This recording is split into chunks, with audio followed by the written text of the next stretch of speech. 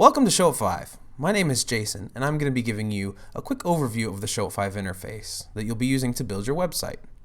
And once you've logged in and picked your design, you'll notice that you have a desktop and a mobile version of your site. You can edit both of these versions simultaneously while you're building your site to create a unique experience for all devices. Everything inside of the Showit 5 builder for both mobile and desktop is drag and drop. That means you can grab an object, move it over here, rotate it, resize it however you like, and it will show up exactly like that online inside of your browser. You might have noticed that your site is made up of all of these different blocks, or canvases as we call them. You can think of a canvas as being a section of your site. For instance, this is my About Us canvas, this is my gallery canvas, my pricing canvas, and contact canvas, and so on. You can see a list of all the different canvases in your site up here in the upper left-hand corner under Page. Each of these is a canvas.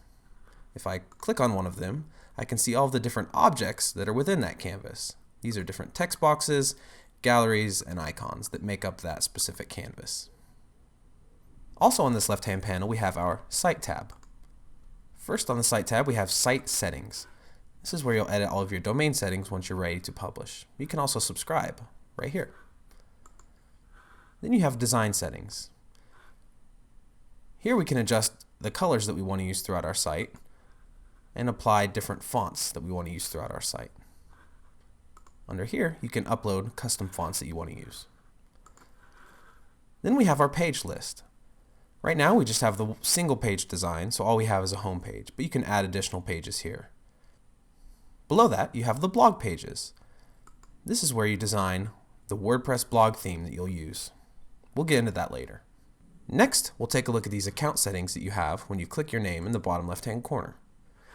First, there's My Sites, which is just a list of all the different sites you've created. Then you can create a new site here if you want to change the design you're using. Then you can view share design or add a design to library. This is if you want to send your design to someone else or get a design from someone else and then add it into your library. And then you can also subscribe right here in this button. Let's go over the options at the bottom of the Showit 5 builder.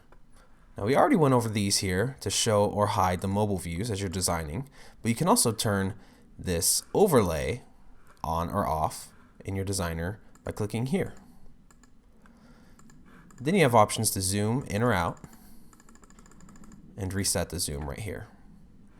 At the bottom middle, you'll have all of these options for adding content to your site. The first one is for text, for adding text boxes to your site. The second is for objects like a rectangle shape, icons, embed code, video, or gallery widgets. And the third is your media library. If you click this, it brings up your library and you see all of the objects that you've uploaded into Showit 5. Here you can organize your files and access them for building out your site. In the bottom right-hand corner, you have Undo and Redo. And then you have the Get Help section here. You can access our help documents through this link, and then you can actually chat with a Showit Support Pro by clicking this button. Just click the button and start typing away, and we'd be happy to help you out with whatever you need. Lastly, we're going to talk about our right-hand settings panel over here. Now, the way it works inside of Showit is whenever you select an object, go back to my home page here and select this image, for instance, the settings over here change for that specific object that I selected. So the settings will be different for a text box versus an image versus a gallery widget. Here, you'll have all sorts of different options such as size and position, click actions for linking objects out, transitions, and effects. Now we'll go over that a little bit more in depth later, depending on the specific object, but just know that those are there. And then in the upper right-hand corner, you can preview or publish your site. If you hit preview, it'll generate a local preview of your site here for desktop and mobile that you can look at. And then if you click this little link up here, you can actually do an online preview to see what it looks like inside of the browser.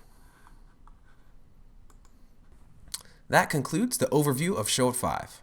Be sure to check out the rest of the Getting Started videos to dig in and get your hands dirty building out your own site. Take care.